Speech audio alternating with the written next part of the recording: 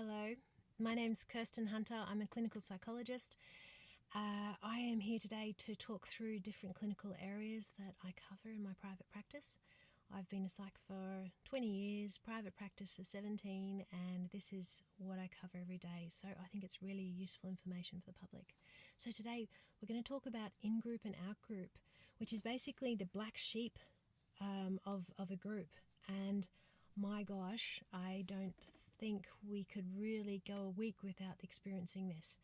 So whenever you get a group of humans together, they really say, who is this group and how do I fit in this group? Do I feel like I'm part of this group? Do I feel calm in this group? Do I feel included in this group? Now, one way that we're pretty ordinary sometimes in our patterns of behavior, but what our typical response to a group is, we say, I am fearful that I'm going to be on the out. So therefore, one way of feeling that we're on the in of the group and we can feel calm and secure with that is we like someone else to be on the out. If somebody else, so here's the group, if somebody's on the out, then by reference, you're on the in of the group. And you can feel calmer about that. So when you get a group of people together, they actually naturally will say, okay, who's the person who's different? Who's the person we're going to push out? And that person's going to be pushed out. And then by relativity, you're on the in. So we've got a agenda that's subconscious. It's not intentionally done necessarily. Sometimes it is. Now, we can be very diplomatic about that, or we can be really overt and be really bitchy. So, we might have a work group together and we might think, okay, who's the person who's a bit on the out here? School groups, absolutely, there's always one that is a little bit further on the out.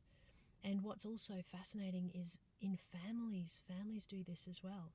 They say, who's the person who is a bit, who we're going to put on the out? And it's not that there's anything wrong with that person. It's that someone needs to be the black sheep. Someone needs to be on the outside. And just through the very subtle negotiations, the group kind of works out who that is. So obviously, in some families and workplaces, there's somebody who is clearly tricky in their behavior and they go and become a very easy candidate. They kind of nominate themselves and they're the obvious black sheep. But we have plenty of situations where it's really peculiar as to how the group dynamic has played out. So, for example, I know a lot of families, but one family in mind where mum, dad, and sister are accountants. Now, the other sister is an art student. She is the creative. Now, they see her as being peculiar. They can't relate to her. They don't really think it's a real career, a real job. And so she's on the out. I've got another group, by contrast, where it's a family and they're all creatives. They're very into politics as well. And they're just a lot of artistic, creative people. Now, they have got a son in that family who's decided he wants to be a lawyer and he wants to wear suits. He loves the corporate wear. Now, they really clearly have him on the out. They think he's peculiar. And that his value system is not one that they prescribe to because, I could go into that. But, yeah, so, anyone else would say, hey, this person is wanting to get out and do a career that he loves, and he really is very self-motivated and very responsible. How wonderful. Whereas in his family, he's considered peculiar.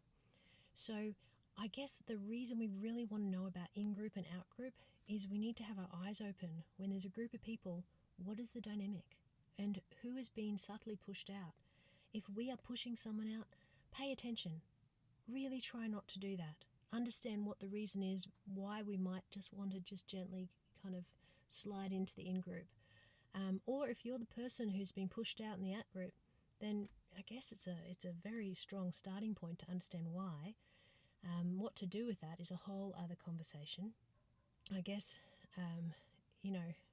there's no real win here because even if you ease yourself into being in the in-group somehow by changing the dynamic, someone else is going to go on the out-group, hey? So, this is one of the flaws of being human, and it's just a case of having our eyes open so we can understand it. It's a very good starting point. So I hope this has been helpful. it's very relevant to our day-to-day lives. If you want to catch me, my name is obviously Kirsten Hunter, but my website is kirstenhunterauthor.com. My Facebook is Kirsten Hunter Author. Instagram handle, Kirsten Hunter Author as well. I'm on Twitter, Kirsten Hunter AU, Psych in Your Car. And the podcast episodes are on Signposts for Living by Dr. Kirsten Hunter.